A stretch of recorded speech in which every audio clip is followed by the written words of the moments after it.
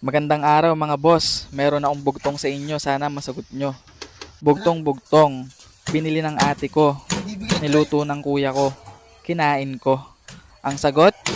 Syempre, pork pata. Ayan no, pata ng baboy. Binili yan ng ate ko. Tapos niluto ng kuya ko. At syempre, ang kumain ay ako. Ayan no, sinandok-sandok ko yan pagkatapos lutuin.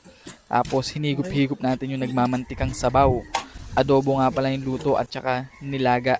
Sarap, goods na goods. Ayan no, tara, samahan nyo ako kumain. Tikman natin to. Tara mga boss, kain tayo at mag-thank you kay Lord. Paminsan-minsan lang tayo nakakatikim ng mga ganito.